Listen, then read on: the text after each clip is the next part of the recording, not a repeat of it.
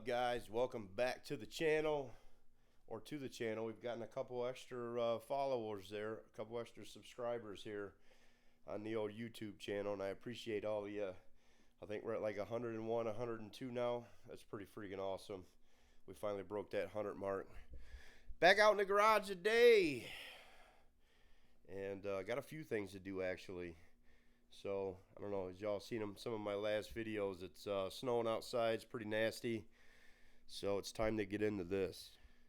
There it is, our 2017 Polaris Ranger 900 XP Pro Star, and she needs some maintenance. She needs some maintaining. First and foremost, when I was out plowing the driveway the other day, because it's the only way I can clear my drive, because it's so long, you ain't doing it. I mean, I guess you could do it with a snowblower, but it'd take you forever. I finally snapped this old junky synthetic rope, on my winch here. So I broke it back in the summertime, ripping stumps out of the ground with it, doing something with it I wasn't supposed to do. So I kind of had it rigged up there because I didn't order a new one in enough time. And so I just tied it around a shackle, hooked it up to the plow, and went to town. And I think it lasted about 2 plows. I got the driveway plowed twice, and all the way down at the other end of the driveway by the road, my last go around, I popped it. It snapped, and then I had to drag the damn side-by-side back with the plow down and put it in the garage. So while I got it in here, so I got this new synthetic, a heavier duty synthetic rope on order for it. I actually have a remote. So here's my original setup here. I need to clean this out a little bit, but this is for the winch itself. This is wiring that goes into the switch that's on the dash. So there's going to be another control box here because I actually have a remote that I'm going to put in here, a remote box that'll give me a little key fob. That way I can actually actuate the winch without having to be in the side-by-side, because I found myself in those situations a couple times this summer. So I got all that coming. That should actually be here tomorrow. So I got it in here to get it warmed up. I got to pull that front end apart so I can get to that switch, or so I can get to the winch itself and take that old cable off there so I can put the new one on it. And while it's here, we're going to do the oil change. So usually you get these kits. These for the 2017. This is what it is. Full synthetic stuff. And this is the fluid for the front end. For the gearbox up there, doesn't take very much. This is the transmission fluid. So that's what goes in the trans here in the back. It's going to hold probably about one of these, and then maybe a quarter of the second one. And this is just all the oil and the oil filter. Got some new spark plugs, new air filter. Generally all you need is a drain pan and to change the fluid in the transmission and everything. And the gearbox up front, it's just that 8mm Allen. Got a couple of those with a ratchet. All right, guys, this process is pretty easy here. We're gonna get this 8mm in there tight and break this. This is the fill port here. We're gonna break this fill port loose real quick. Get it out, and then right underneath is the drain port, and it's got a chip detector on it, so it's kind of hard to mix them up.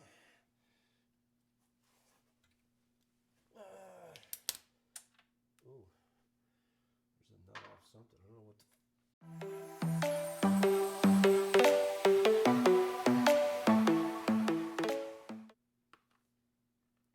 And that stuff looks good. So I don't know if you guys can see it or not, but it's that real kind of dark oily consistency. What you don't want to see is it like milky white where like water or something got in there, especially if you've had it buried, and I've had this thing buried, you know, up over the floorboard in water before. because that means your seals are bad and you're getting water ingress into the transmission, and you don't want to see that. First time I did this, let me make sure you guys can see this. Just make sure it focuses. Yeah. So that's a chip detector. So they say that's normal wear and tear. That's not bad. So we're going to roll with that. I'm just going to clean this plug up while that drains. And then we'll get it shoved in there. I'll show you guys how I service this. And the front's the same way. So let's let that drain for a minute. Let me get this plug cleaned off and I'll show you guys what's next. Alright, there you go. Focus. There she is. She's all cleaned off. That's, like I said, that's a magnet, so that's your magnetic chip detector there. She's all cleaned off. We're going to run her back up in there. Real important not to over tighten or under tighten these things because they will leak. They call out for about 12 inch-pounds. Unfortunately, I broke my torque wrench. I didn't buy another one yet, so it's going to get put back in there. They're not tight at all. Not tight at all. You don't want to overdo it because you don't want to strip out your case here.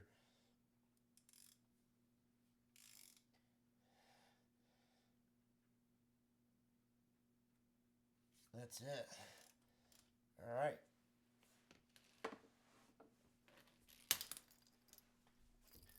Now for the fill part. So you got AGL, which is your trans fluid. Okay. So it's going to use, I forget what it calls out for. Basically, you're going to fill it up to the bottom of the port here, and it holds quite a bit. It's going to hold one of these quarts, and then some of the other one. So what I have here, this stuff is like purple too. So I created this. Like most of the people you see online that you see doing this stuff have what's called a fluid pump. So basically it's like a hand pump, like a soap dispenser pump that you can put down in these bottles and pump your fluid right in there. I do it a little bit differently. So the dealer where I get all my fluids and stuff from, the Polaris dealer, have these little cup things. Basically look like the old school plastic bottle ketchup and mustard tips. And I just put a piece of hose on it. That way I can put this right down in there. And then I can just dump the quart right upside down.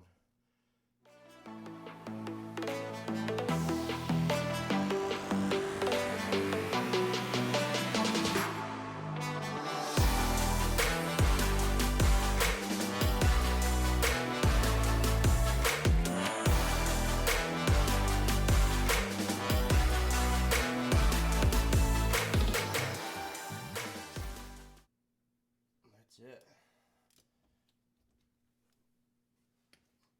Wipe any excess off so you can tell if it's leaking or not. And the trans fluid change is done. That's all she wrote. I got a little down in there. I'm going to spray out just to be on the safe side. And the front's just the exact same way. So I'm going to knock the front out real quick. And then I'll show you guys how the oil change is done. Give me just a sec. So as I'm doing the front here, there was one thing I wanted to tell you guys, and I forgot. I wanted to mention it while I was doing the back, but that's the fill port in there. You can see it. This front diff holds such little fluid. It's really good to change this stuff at the intervals that it calls out for, and I think it's 50 hours or 100 hours or 1,000 miles or something like that. You have to look in your owner's manual for sure, or look it up online. But it's real good to change this this fluid when it calls out for it. One, it's cheap. Two, it's easy to do. And three, it keeps your machine running at peak performance. But there's so little fluid in this front that it's imperative that you change it because it gets dirty really fast. So I'll show you what we're using on the front.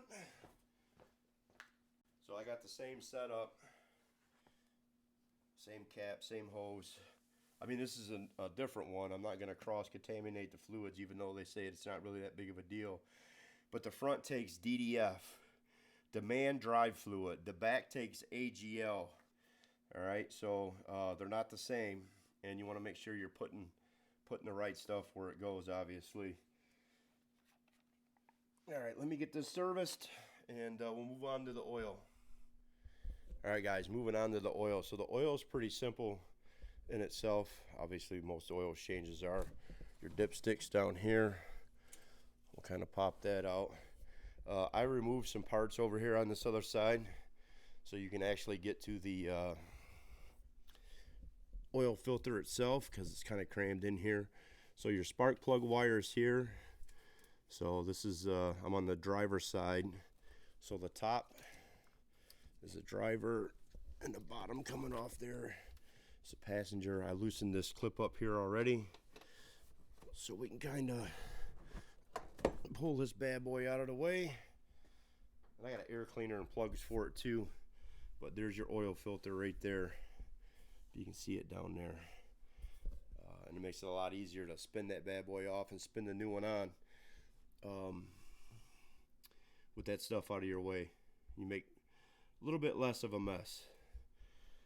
Alright, so I can't record in here and pull all this stuff apart. I'm going to go ahead and get the oil draining and get this filter changed, and then I'll show you guys what's next. Alright guys, so we got the oil change all done here. I got this filter all clapped back on. Everything's back together, and I'm getting ready to change out the air filter now. So this box over here is just the clamps on it that pop up. Pretty standard stuff. The air cleaner box drops from the bottom though. It doesn't drop from the top, like it's all bolted in place up here. And you can see the inlet pipes and stuff, but it's just that easy. Just unbolts and drops down.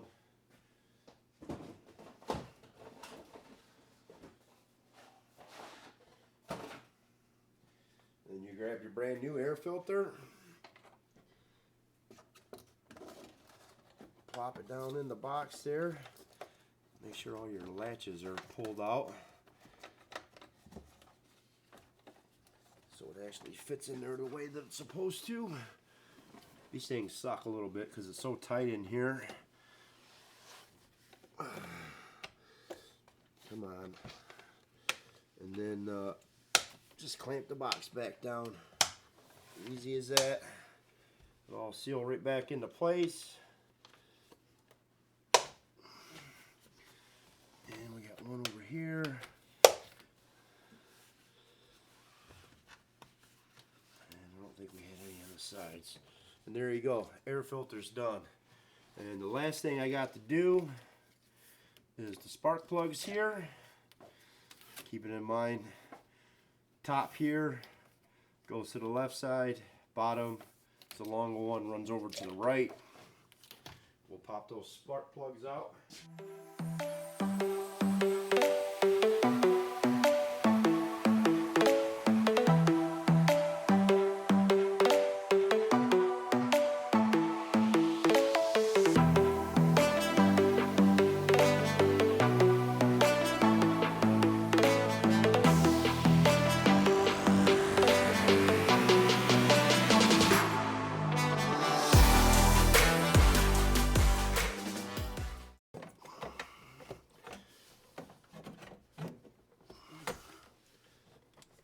This bad boy back on again.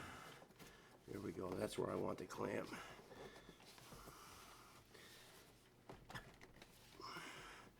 just like that.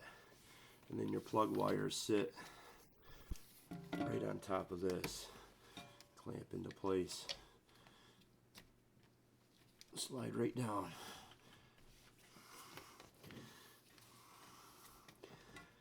Top to the left, bottom to the right, into place. Down on there. Alright, flathead screwdriver, tighten that bad boy up. And this maintenance is done on this thing.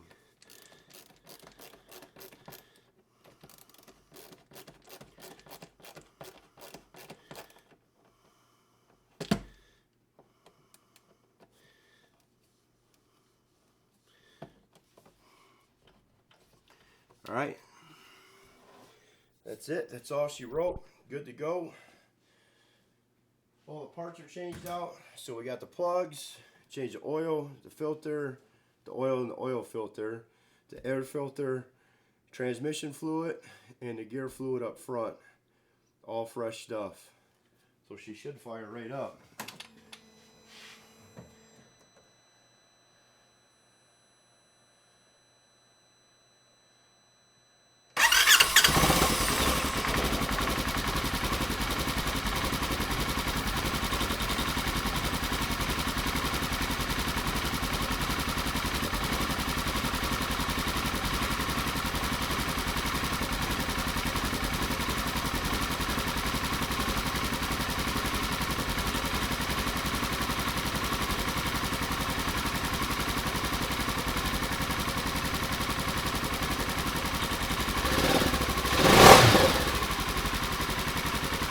Alright guys, that's going to go ahead and wrap up the routine maintenance on the old Polaris 900. This is a maintenance you can expect to do every 100 hours, every 1,000 miles. They say whichever comes first, or every 12 calendar months, I think, is what's in the owner's manual. I normally do this in between the seasons. So for the fall / winter season, it gets done once, and then for the spring summer season, it'll get done again.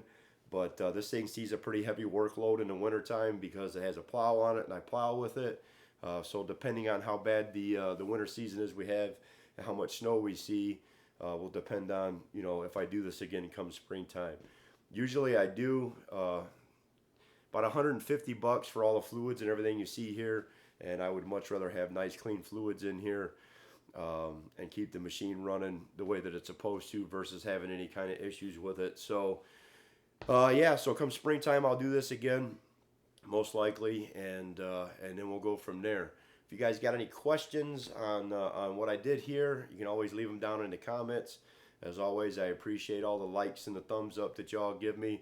Trying to grow the channel here, and we've been creeping up a little bit. Got a couple more subscribers. I think we're up to like 102 now, and I appreciate every single one of you that show me love and support like that. So more truck content to come. I do have the synthetic rope coming for the winch. Was supposed to be here already, but just like my hard luck life, it got postponed, so I won't see that for a couple of more days now. But when I get that here, I'll shoot another video of pulling the front end apart, you know, the brush guard bumper off of it, getting access to the winch up there, getting that rope changed out, getting that put back together, and then also adding the LED lights to the back of this thing so I can actually see when I'm backing up. So hopefully I'll have a couple more days here before it snows again, and I need to use it to plow because it's down right now until I get that rope for the winch. So all right, guys, I appreciate y'all, and I'm out of here. Peace.